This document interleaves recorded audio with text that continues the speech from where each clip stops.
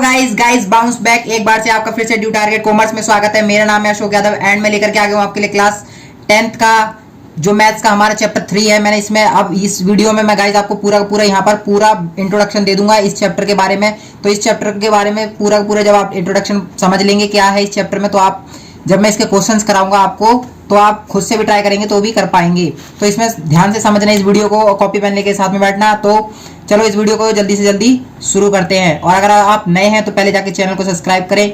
और अगर आपने पहले वाले हमारे वीडियोस नहीं देखे हैं, जो भी चैप्टर फर्स्ट सेकंड थर्ड जो फर्स्ट सेकंड थे उसके जितने भी वीडियोस थे वो आई बटन पे आ रहे होंगे, वरना आप नीचे डिस्क्रिप्शन में जाकर के भी उस वीडियोस को चेक कर सकते हैं। तो इस वीडियो में आपको पूरा इंट्रोडक्शन मिलेगा और साथ ही साथ में एक आध दो उदाहरण भी करा दूंगा, इसी में ही एग्जाम्पल्स भी आपको बता दूंगा, तो आप उसको आराम से सॉल्व कर लेंगे। ठीक है, तो देखते हैं अब क्या है इस चैप्टर में। सबसे पहले तो यहाँ पे चैप्टर का नाम जान लेते हैं। यहाँ है दो चर वाले रैखिक समीकरण युग्म, यानी दो चर। अब चर क्या होते हैं गाइज? 1 2 3 ये तो हमारे क्या होते हैं? अचर होते हैं। ठीक है, क्या होते हैं? ये हमारे अचर होते हैं। 1 2 3 ये सब क्या होते हैं? मतलब जो भी हमारी संख्याएं होती हैं वो क्या कहलाती है? हमारी अचर होती हैं। ठीक है, ये क्या होती है? अचर। अब चर क्या होते हैं? चर यानी कि A to Z में से कुछ भी, एक्स वाई जेड, ज़्यादातर हम एक्स वाई जेड ये यूज़ करते हैं, इस वजह से ये क्या कहलाते हैं? अचर कहलाते हैं। तो दो चर यानी ये क्या कहलाते हैं? ये कहलाते हैं चर, और ये क्या कहलाते हैं? अचर, यानी दो चर वाले रैखिक समीकरण। अब दो चर कैसे? मान लो 2x plus 5y is equals to 0। इसमें ये दो चर वाला क्यों कहलाएगा? क्योंकि इसमें एक बार x एक बार y दो चर हैं, इसलिए कौन सा समीकरण हो गया? दो चर वाला। ठीक है, तो आपको समझ आ गया होगा। अब देखो रैखिक समीकरण आपको ज़्यादातर आपने देखा था। रैखिक समीकरण क्या होता है यहाँ पे समझो। रैखिक समीकरण का मतलब क्या होता है? रैखिक समीकरण यानी जब दो चर हों लेकिन एक ही इक्वेशन चल रही हो, जैसे कि 2x plus 5y is equals to 2 3 कुछ भी ले लो, तो ये क्या हो जाएगा? ये एक ही इक्वेशन है, यानी कि ये आपके पास कोई लाइन दे रखी है, तो ये हमारा x एक्सिस है और ये हमारा y एक्सिस है। इस पे कोई पॉइंट है 1 और यहाँ कोई पॉइंट है 2। तो इस लाइन के लिए जो ये समीकरण रहेगा वो क्या रहेगा? सिद्ध रहेगा। यानी मैं x की वैल्यू यहाँ पे 1 डालूं, 2 इंटू 1 और प्लस 5 इंटू 2, यानी आप यहाँ पे 12 ले सकते हैं। ठीक है, क्योंकि ये मैंने ऐसे ही सपोज किया है। तो 2x प्लस 5y यानी कि x की जगह पे मैंने 1 डाल दिया, 1 इसकी जगह 1 और y की जगह पे वैल्यू मैंने डाली 2। तो 2 1 से 2 प्लस 5 2 से 10 यानी कि 12। तो जब ये इधर भी बराबर है और इधर भी बराबर है, यानी कि ये जो इक्वेशन होगी वो इस समीकरण के लिए सही सिद्ध होगी। ठीक है, तो इस वजह से ये क्या कहलाता है? रैखिक समीकरण कहलाता है। ठीक है, आप बात करते हैं यहाँ पे। देखो आपका जो रैखिक समीकरण होता है वो किस रूप में होता है?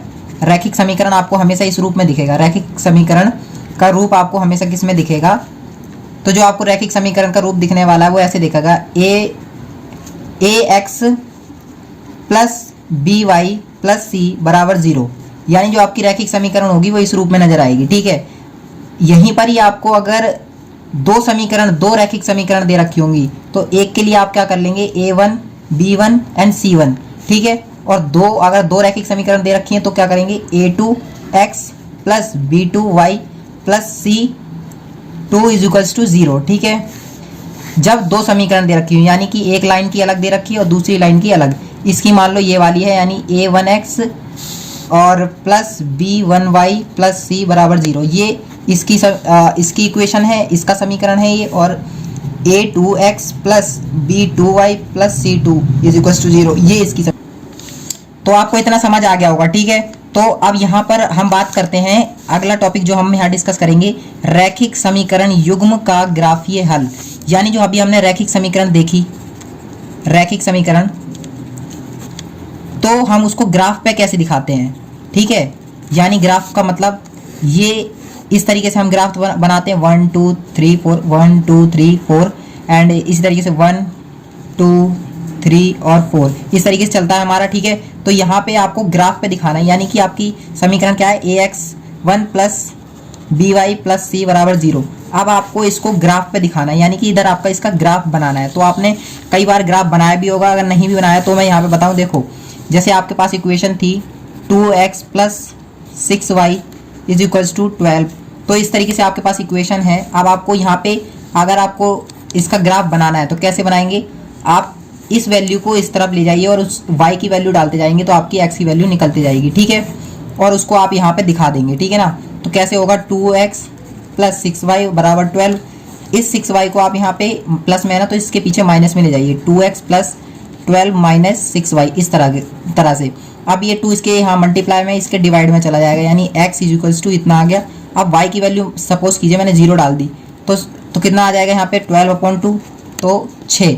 यानी जब मैंने y की वैल्यू 0 डाली, y की वैल्यू जब मैंने 0 डाली, यहाँ लिख लेते हैं हम x और y, जब मैंने y की वैल्यू 0 डाली तो x की वैल्यू कितनी आई, 6। अब मैं इसको यहाँ दिखा सकता हूँ, यानी कि y की वैल्यू क्या है, y की वैल्यू तो 0 है, x की वैल्यू क्या है, यहाँ 5 और यहाँ कहीं होगा 6, ठीक है। ये 5 है 6, तो ये रहेगा। फिर इसी तरीके से कुछ पॉइंट्स इधर भी आएंगे, कुछ पॉइंट्स इधर भी, और ये इस तरीके से हमारा रैखिक समीकरण वाला ग्राफ बनता है इस तरीके से, ठीक है। अभी और हम डिटेल में जानेंगे। तो ये ओवरव्यू था, ठीक है। अब देखते हैं और किस तरीके से होता है हमारे ग्राफ में। अब गाइस देखिए मैंने यहाँ पे ये लिख रखा है इस तरीके से, a1/a2 is equals to b1/b2 is equals to c1/c2।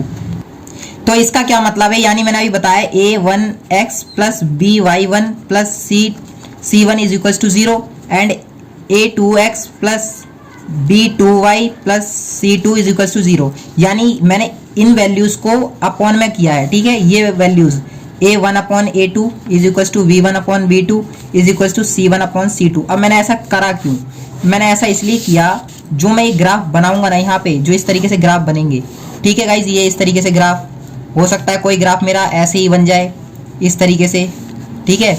या हो सकता है मैं एक और ग्राफ यहाँ ले लूँ, या मेरा ग्राफ कोई ऐसे ही जा सकता है। तो ये मेरे को कैसे पता चलेगा कि मेरा ग्राफ कैसा जाने वाला है। जो टीचर हमारे चेक करते हैं, क्या वो ये देखते रहते हैं कि भाई मैंने पॉइंट्स सारे करेक्ट लिए हैं तो उससे चेक करते हैं, नहीं ऐसा नहीं होता। वो बस 2-3 इक्वेशंस देखते हैं जिसको फॉलो करके उन्हें पता चल जाता है आपने सही बनाया है या नहीं बनाया। तो वो किससे पता चलता है, वो इसी चीज़ से पता चलता है, a1/a2 is equal to b1/b2 is equal to c1/c2। यानी कि अगर इस रूप में है, अगर आपकी समीकरण की जो इक्वेशन है वो इस रूप में है, तो अब इस रूप में होती कैसे वो मैं बताता हूँ। तो जब अगर समीकरण की इक्वेशन अगर इस रूप में है, अगर आपका समीकरण इस रूप में है, तो कैसा ग्राफ बनेगा। तो गाइज आपका जो ग्राफ बनेगा, यानी कि जो उसकी रेखाएं जाएंगी, ग्राफ की रेखाएं जाएंगी, वो कैसी जाएंगी, संपाती, ठीक है। ये संपाती रेखाएं होती हैं गाइज, ठीक है।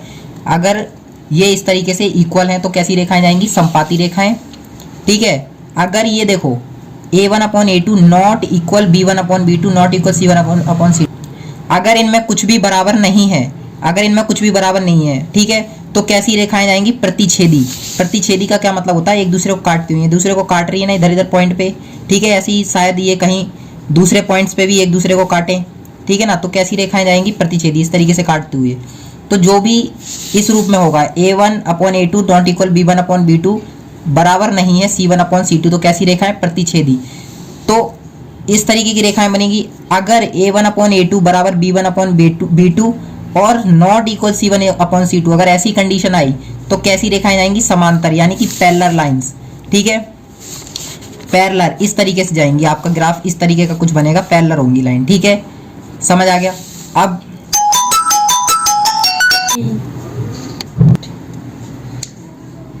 अगर a1/a2 equal to b1/b2 equal to c1/c2 है, तो इसका सिर्फ और सिर्फ एक ही सॉल्यूशन होगा, यानी ओनली वन सॉल्यूशन, एक ही हल होगा। और अगर a1/a2 नॉट इक्वल b1/b2 और नॉट इक्वल c1/c2 है, तो इसका क्या होगा, इसके एक से ज़्यादा यानी अपरिमित रूप से अनेक हल, कितने भी हल हो सकते हैं, इसके कितने भी सॉल्यूशन हो सकते हैं। और थर्ड केस क्या है, a1/a2 not equal b1/b2 not equal c1/c2, यानी कि कोई सा भी बराबर नहीं है, यानी कि फर्स्ट बराबर है और थर्ड वाला जो है वो बराबर नहीं है, यानी इसका कोई हल नहीं होगा, इसका कोई भी सॉल्यूशन नहीं होगा, ठीक है, इसका कोई भी सॉल्यूशन नहीं होगा। अब जो मैंने बताया उसका एक बार देख लेते हैं क्या मतलब है। यानी कि ऐसे सपोज कीजिए 2x plus 3y is equal to 6 and 4x plus 6y is equal to 9। इस तरीके से आपको दो इक्वेशन दे रखी है। एक तो देखो इसका मतलब समझ लेते हैं क्या मतलब है कि a1/a2 नॉट इक्वल b1/b1। तो इसका मतलब क्या है b1/b2 का, देखो ऐसे A1 upon A2 is equal to B1 upon B2 is equal to C1 upon C2। देखो यहाँ पर A की वैल्यू क्या है 2, 3 upon 3 is equal to 6 upon 6, 3 1 3, 2 1 2 और 6 1 6, यानी 1 is equal to 1 is equal to 1। अब क्या हर बार ऐसे सेम संख्याएं होंगी? नहीं हो सकता, यहाँ 6 हो, यहाँ पे 2 हो, तो ये इससे 2 1 2, ये 3 हो तो 3 1 3, 3 2 6, तो इस तरीके से कट जाएगा, तब भी इक्वल आ जाएगा। ठीक है, तो अगर ये इस तरीके से इक्वल हैं, सारे बराबर हैं, तो क्या होगा? अनेक हल होंगे। और क्या होगा? ये जो रेखाएं जाएंगी इसकी, वो किस तरीके से जाएंगी? सीधी रेखाएं जाएंगी, यानी कि संपाती। अब देखते हैं कि हम रैखिक समीकरणों को सॉल्व करने के लिए कौन कौन सी विधियां यूज करते हैं। तो यहाँ पे 3 विधि हैं, यही 3 विधि सारी जगह पे यूज होंगी और आपको इनको कैसे यूज करना है वो मैं बताऊंगा, लेकिन उससे पहले अब जान लेते हैं कौन सी है। तो पहली विधि है प्रतिस्थापन विधि, दूसरी है विलोपन विधि और तीसरी है वर्ज गुणन विधि। तो इनके एक आध 2 एग्जाम्पल से जल्दी से इन्हें समझ लेते हैं। यानी कि विलोपन में शॉर्ट में है ये, तो फिर बाद में इसका डिटेल में सारे क्वेश्चन के साथ डिस्कस करेंगे। तो क्या है, सबसे पहले प्रतिस्थापन में क्या होता है, इसकी एक साइड वैल्यू ले जाइए आप, x is equal to 3 minus 2y, यानी x की वैल्यू क्या आ गई 2। अब हम इसको इसमें इस इक्वेशन में रख देंगे, तो कैसे होगा? 7x minus 15y is equal to 2, और इसको x की जगह पे x की वैल्यू डाल दो, 7 and 3 minus 2y minus 5y is equal to 2। ठीक है, अब ये क्या हो जाएगा 21, और ये कितना 14y minus 5y is equal to 2। ठीक है, अब इसको आप सॉल्व कर दीजिए इधर। ठीक है, तो इस तरीके से होता है। एंड अब यहाँ पे इसको टोटल कर लेंगे, यानी कि कितना हो जाएगा? ये 21 माइनस यहाँ पे 19y और ये हो गया 2। अब देखो माइनस 19y और ये यहाँ पे माइनस प्लस है, तो इधर जाके 2 में से 21 माइनस हो जाएगा, तो कितना बच जाएगा यहाँ पे? तो इधर कितना आ जाएगा? माइनस का 19, माइनस से minus cancel, y is equal to 19 upon 19, यानी कि कितना? y की वैल्यू कितनी आ गई? 1। अब आप y की वैल्यू को किसी भी इक्वेशन में डाल दीजिए, वो आपका क्या आ जाएगी? x की वैल्यू। इस तरीके से हम प्रतिस्थापन, क्योंकि हमने एक के स्थान को दूसरे की जगह पर रखा, इसलिए इसको कहा जाता है प्रतिस्थापन विधि। तो गाइज इस तरीके से अब हम विलोपन के बारे में भी जानेंगे। ठीक है, वीडियो ज़्यादा लॉन्ग ना हो, इस वजह से मैं अभी विलोपन और वर्ज के बारे में नहीं बता रहा। क्वेश्चन कराते वक्त आपको इनके बारे में, तीनों के बारे में बहुत डिटेल में बताऊंगा। ठीक है, तो अगर आपको वीडियो पसंद आया तो वीडियो को लाइक जरूर कर दें, और आप पहले हैं तो जाकर के पहले सब्सक्राइब करें चैनल को, फिर बाद में और जो आपने पहली वीडियो नहीं देखी तो उन्हें जाके देख लें। Thanks for watching guys.